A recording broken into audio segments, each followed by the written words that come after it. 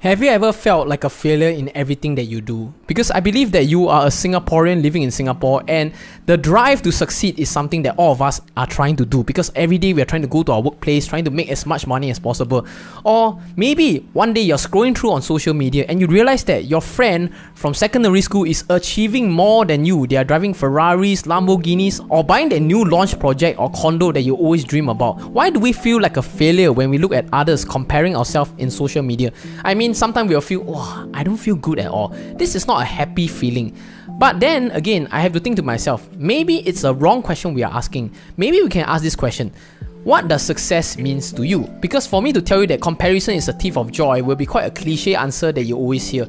But by asking you this question, what does success means to you, you will think in terms of a different area. I know, feeling like a failure, it's normal. Many people feel like a failure unless you are like a zen-minded person that will not be affected by things around you. But if you're looking through social media, the chances of feeling a bit out of balance and out of place will be quite common. Can you imagine someone who is in their 20s and they're already a billionaire? Most of us must be thinking, damn it, I'm already in my 30s or my 40s and I don't even have $30,000 in my bank account. How will I feel? I'll feel horrible. So back to the question, what does success means to you? Because success means different things to different people. Now, some people will say that to them, success is making $1 million, or maybe making $500,000, or maybe driving a Ferrari, or having a happy family. And I'm not saying one is good or bad. It depends on what you want in life. Because if you want to make $1 million or you want to make $10 million, you must ask yourself, why do I want to make $10 million? Is it to impress my friends, or is it because I want to prove to myself that I'm able to achieve these things? These are the things that you must be very, very clear. Because if you're not clear on these areas, you will be striving for something that you do not know why you're striving for the past 10 years. And after that, a decade have passed and you realize, why did I strive for these things and it's not even important to me in the first place?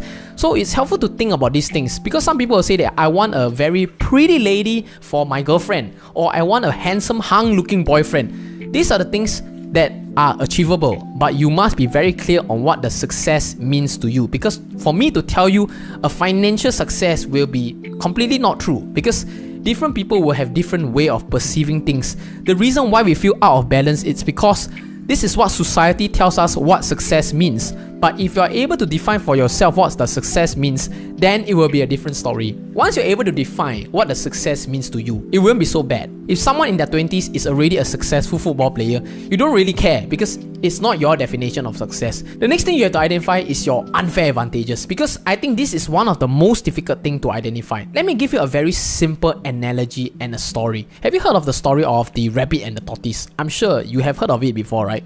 And the rabbit and the tortoise story will always end with the ending of slow and steady wins the race. But my interpretation of the story is slightly different. I believe that if you are a tortoise, you are a tortoise. Or if you are a rabbit, you are a rabbit. If both of them are consistent in the race, the rabbit will always 100% win the race. And that cannot be argued with, and it's scientifically proven. The rabbit will always beat the tortoise.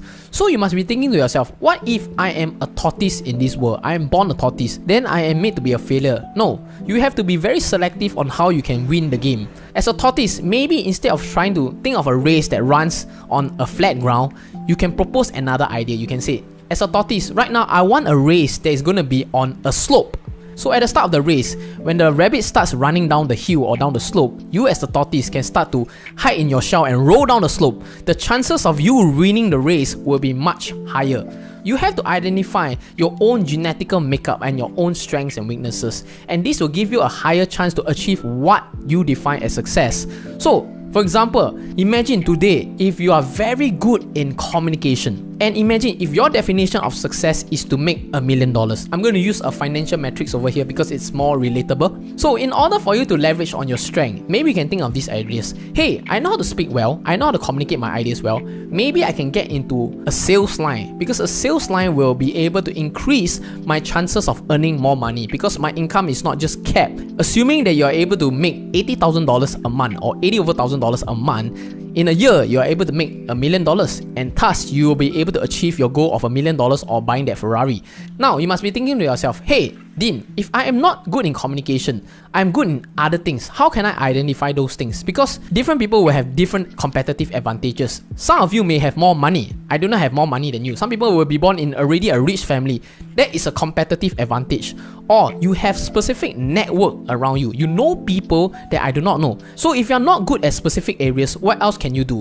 Maybe you are very good in writing code and numbers, and using your numerical knowledge, you are able to develop something that is going to be helpful for people in terms of the accounting space. This means you are able to partner with someone who is very good in communication. This will increase your chances of bringing your product to the person to buy from you. So bros and sisters, I hope that this video will be able to enlighten you in terms of feeling left behind or feeling completely horrible, because in Singapore it's very competitive. And if this have been helpful for you, I hope that you are able to help me to like this video and maybe share it with someone that you care about, and I'll see you in the next video.